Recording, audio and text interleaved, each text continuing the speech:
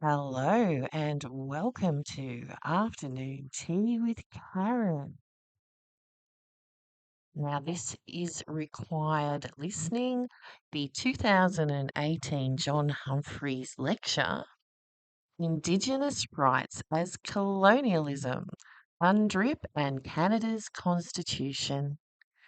Now, something from 11 years ago, from 4 years ago, and from 3 years ago.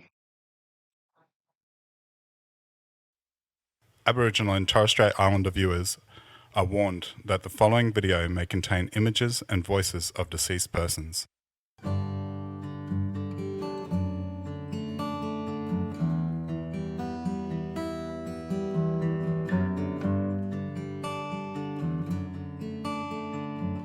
The world over, we celebrate the tribal cultures of a society, the history of a society, but it's also recognised internationally that we are the longest continuing surviving culture in the world. And, that's very important to recognise and to respect and to value and, and to celebrate, I think. Here, our history is a bit shameful. We've been denied access to basic citizenship rights and human rights up until very recently. We've got a lot of catch up to do. It begins, I think, with an act of recognition. Recognition that it was we who did the dispossessing. We took the traditional lands and smashed the traditional way of life. We practiced discrimination and exclusion. Indigenous peoples have been fighting for a long time to get recognised as distinct peoples with the right to run their own lives, determine their own futures. To all the indigenous representatives from around the world, you have travelled long distances, physically, but also in the struggle to achieve your rights.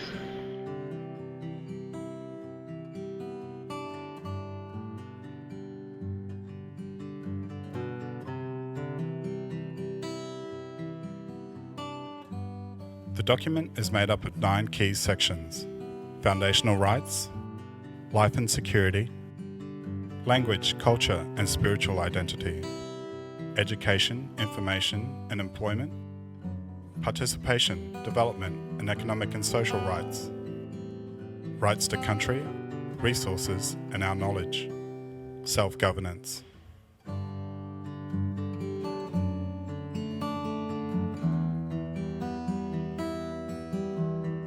So they're very important to understand that you don't have to do anything to actually earn human rights. You have human rights because we're a member of the human rights. Self-determination is important.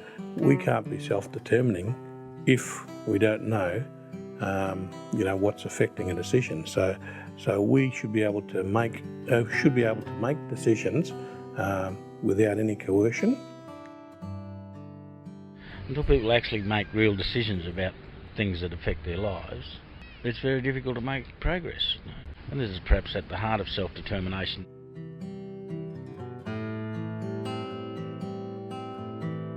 In terms of the resources, it does not mean only just extractive industries. It means, water.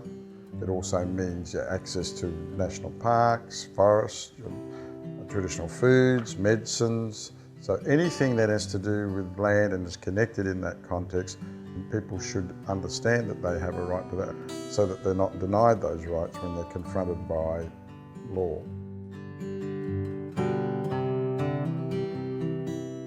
The ground has been broken and the pathway has been laid down by others, and one of those wonderful people that helped to break that down was Eddie Koiki Marbo, who was a very good friend of mine, who dispelled the myth of terra nullius and changed the bowling completely. Well, after 20 years, that's how long we fought for this land. Meetings and meetings and meetings, and dealing with different departments. It finally came through, and it was the most wonderfulest feeling. We just jumped up and screamed when he said, "Congratulations, this is your land, you have your, title." Well, that's what human rights does. It brings Geneva to Straddie, to Dunwich actually. When you saw all the people in the hall, and Justice Dowsett gave a fantastic summary. People were laughing, smiling. Biggest mob of blackfellas was at the hall. We've still got to work within the Western system, and so with the native title it just meant, yes, at last they've recognised we are the traditional people of this land through the Western system. We've always known it, our people, our Quandamika people, that nobody can take away your spiritual ties, no one, because this is where we were put. We're traditional owners, and as traditional owners we need to have an equal say in how our traditional estates managed. It's not a day job for Quandamika people. We live it, we belong to this country, we feel it. You know, we're a part of this ecology.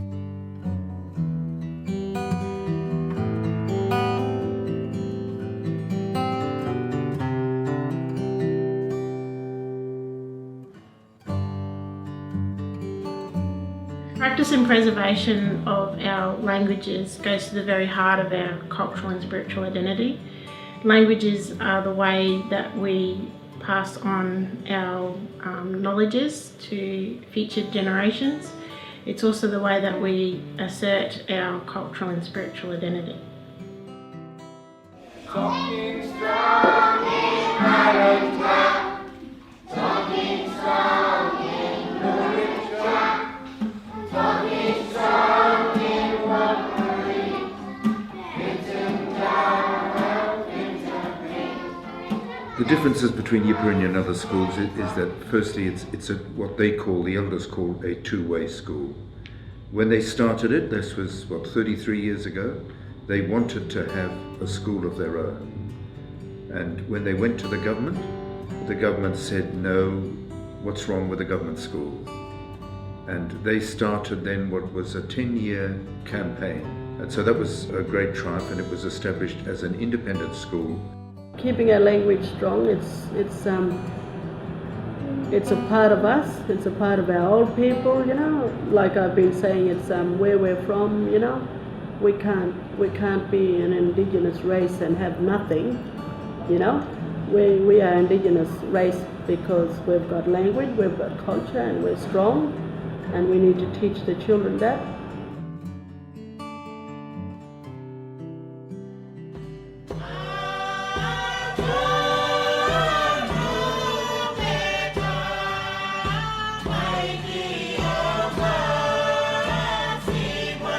It's got to be two ways, you know.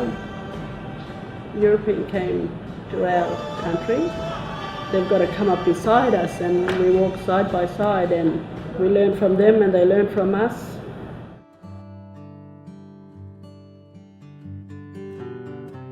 And when you're an Aboriginal person and something's not right, you know in your guts that that's not right.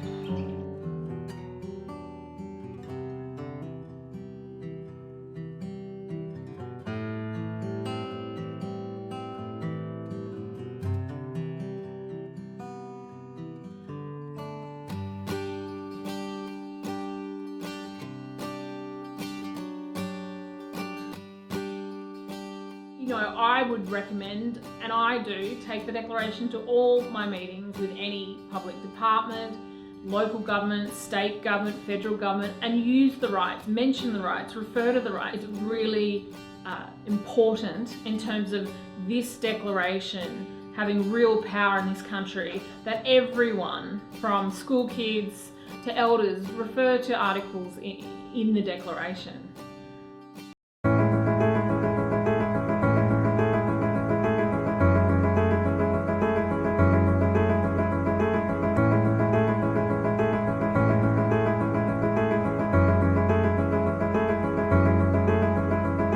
take the example of Bolivia, for instance, where they adopted the declaration, they made it a national law, they amended their constitution, and then of course an indigenous person won as a president of the country. There is some positive impact on the ground with the communities. Some of them are through the national laws. But new law and new policies, they don't change people's conditions. So the next 10 years, the next coming years, I think the declaration have to move in that implementation phase, where its provision have to shape right of people to water, right of people to food, right of people to land, and to other basic services.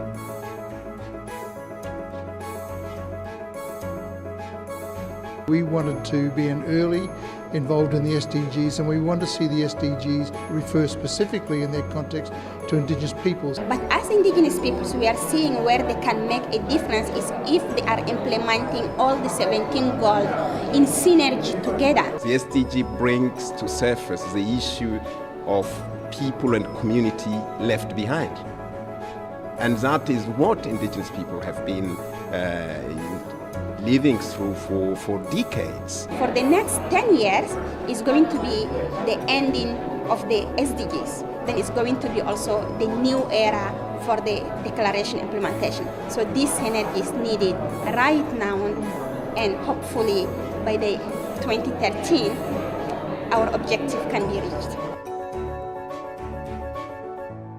Everything is preserved for everybody, not just Indigenous people, but everybody around the world. Move up that land! Move up that land! Our people are being forced to sacrifice our rights to our land. Why can't you show us the proof? We've given you a letter to state that your actions are illegal. Shame on you! But at the moment, there's nothing. We're not getting any answers at the moment. We're just told to move. That's all they want us to do, is just move, to forget what we stand for, and just move. We're not going to move, people, because we need that document. We have to see that paper. And we need to see that paper now.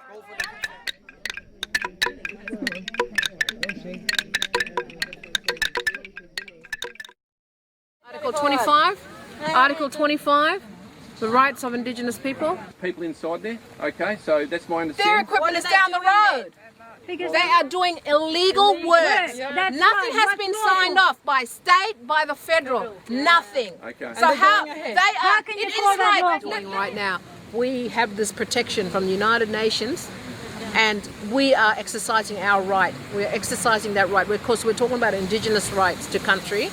And protection, and what we're doing is we're upholding our spiritual connection to this country. Under Article 25, Indigenous people have the right to maintain and strengthen their distinctive spiritual leadership with their traditionally owned or otherwise occupied and used lands, territories, waters and coastal seas and other resources, and to uphold their responsibilities to future generations in this regard. So I am sitting here because I want to uphold that right so that we protect what is here for our future generations. We don't have to go to a legal forum because we are practicing what is already an international code of human rights. Written in black.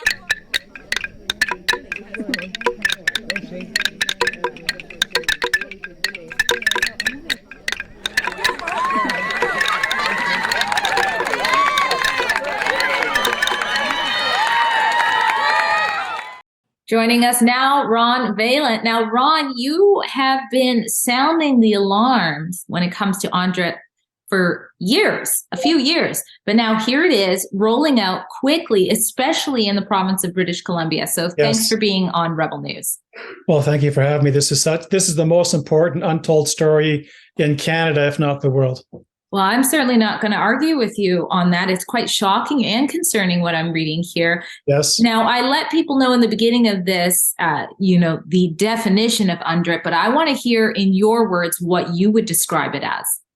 Well, UNDRIP is a United Nations document that's been 20 years in the making by the so-called experts on Indigenous affairs. And this is a book right here. And you can see this, not very thick, actually. So I would recommend people look at it. You can find it online, UNDRIP document. And I see it as a weapon of mass destruction for our societies. Because what it does, it's using the Indigenous issue, which people will acquiesce to, in order to create brand new rights, usurping power and everything over other people's. It'll be a two-tiered society. And that'll do. See you later. Bye.